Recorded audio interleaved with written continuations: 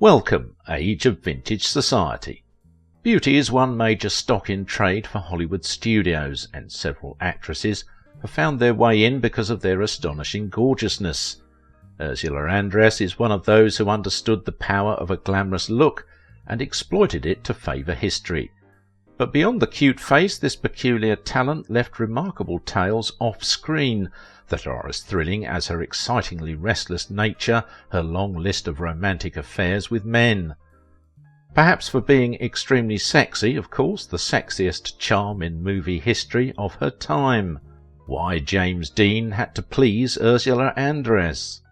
Make sure to watch the video until the end and leave your thoughts in the comments. If you're new here, join our wonderful community by subscribing to the Age of Vintage channel.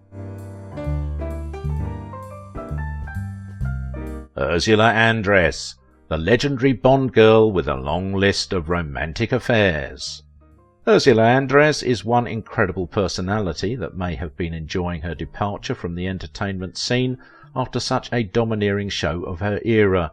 She is one of those female living legends you can say lived a fairly adventurous but productive life at a younger age. Ursula was like a statue that is arguably immortalised in the fantasy heart of humanity with her display of courage and elegance. This blonde splendour of the 1960s who became a movie sensation with that all-important movie action that saw her enter the screen from the Caribbean surfing is still as pretty as, given her age. Ursula made herself an instant poster prodigy when she made that sensational Dr. No appearance in the fabulous James Bond movie, alongside Sean Connery as a hero.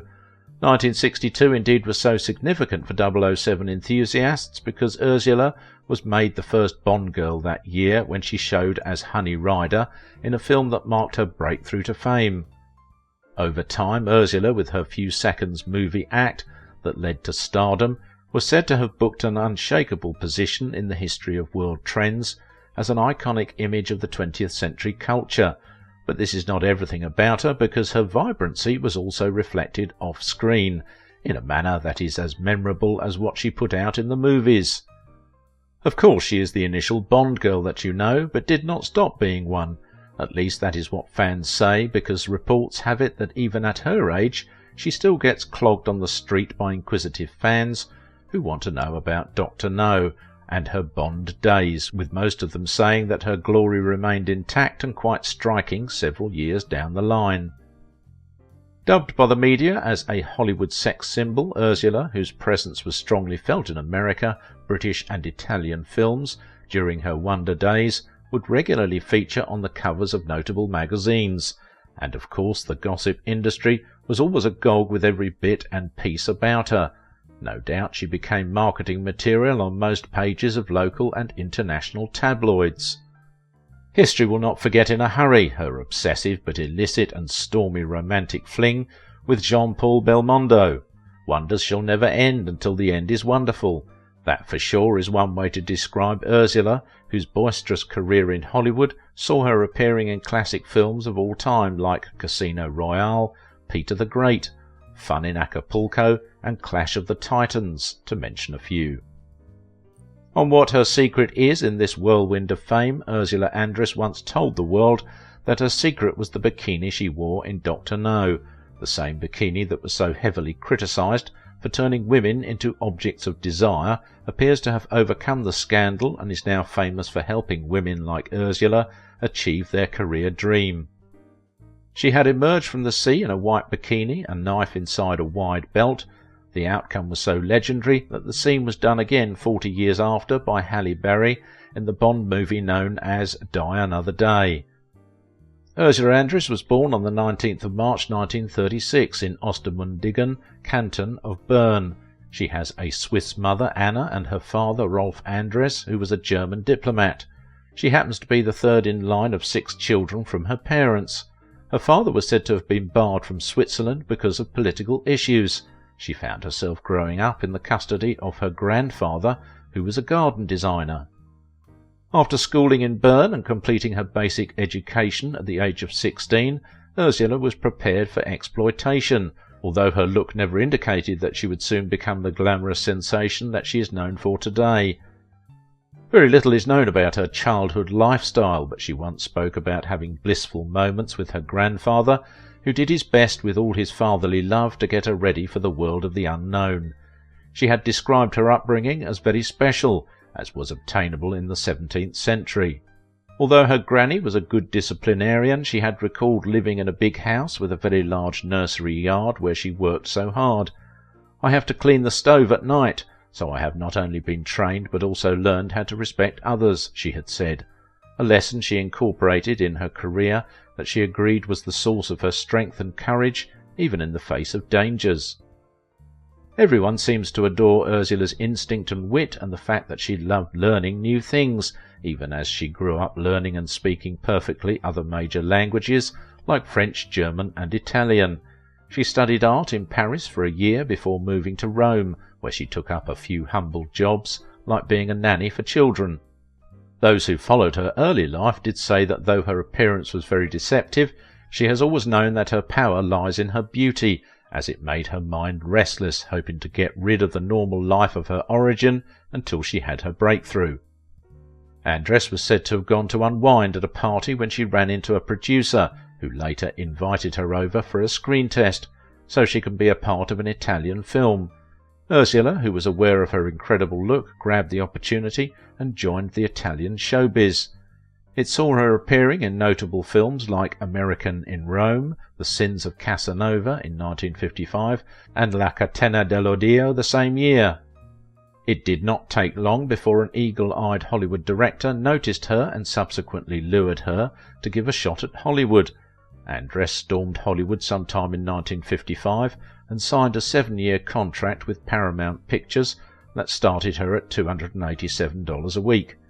Things did not quite favour her because she could not speak English at the time and hence was not assigned a role. Recalling the period, Ursula had stated that she spent most of the time viewing old Marlene Dietrich movies. She made an initial headline following her affair with famous James Dean soon before the actor's sudden death. She was reported to have eased herself off Paramount contract before joining Columbia Pictures, where her talent was also stagnated because no role was coming to her. Ursula could not do otherwise at the time because she was already married to Hollywood actor John Derek. Even when in 1959 she was billed to star with Derek, the film never happened. Perhaps the studios did not realise the unusual residue of a typical European charm in her. They were looking at her from the American perspective. Although her career explosion was delayed, the induction training for female celebrities at Paramount, where she was further groomed in etiquette courses, manners and conversation, would prepare her for the much-awaited fame. She made a dramatic return to film in 1962 with an episodic thriller identified as La Strega, before the sudden jump to international fame appearing as Honey Rider, who was a shell diver that held James Bond's desire in the Dr. No film of 1962. The film, as you already know, is the first Bond film, making her the first Bond girl, even as her conversation had to be recorded by Nicky van der Zyl. Giving credit to the film, Ursula noted that the movie gave her the freedom to advance her career and to become financially independent. It was reported that the bikini she wore in the film was auctioned in 2001 for £41,125, and a UK study by Channel 4 placed her momentous entrance in Dr. No as first among the 100 greatest sexy moments of all time. Andress earned the Golden Globe Award in 1964 for her show in New Star and continued to make classic films both in Italy and one made in Africa. The Southern Star in 1969 that was successful, especially in England. Significantly, almost all the films she made saw her either appearing nude or partially exposed, hence was christened funnily by fans as Ursula Andress.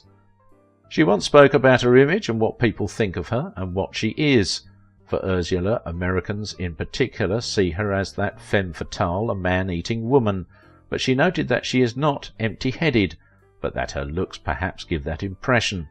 "I'm disciplined in my doings and undisciplined in my emotions. I can't control the things I feel or hide my feelings," she was quoted as saying. As would be expected of a famous actress of international repute like Ursula, she had numerous relationships that added flame to the thrilling memory of her wonderful exploits. Being a courageous and outspoken person, Ursula had stated that she began her romantic life with married actor Daniel Gellin in 1953. At 17, the 32-year-old Daniel had stolen her innocence.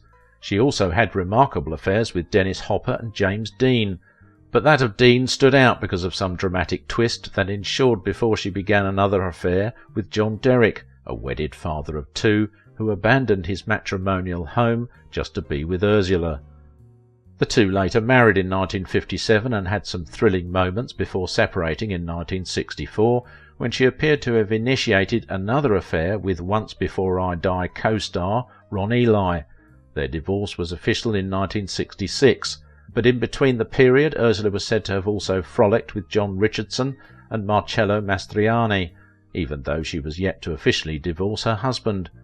Soon she began a passionate affair with another co-star in His Ears, Jean-Paul Belmondo, for almost 7 years. The duo cohabited from 1965 up to 72. Belmondo appears to be the favoured one, as Ursula described him as the love of her life.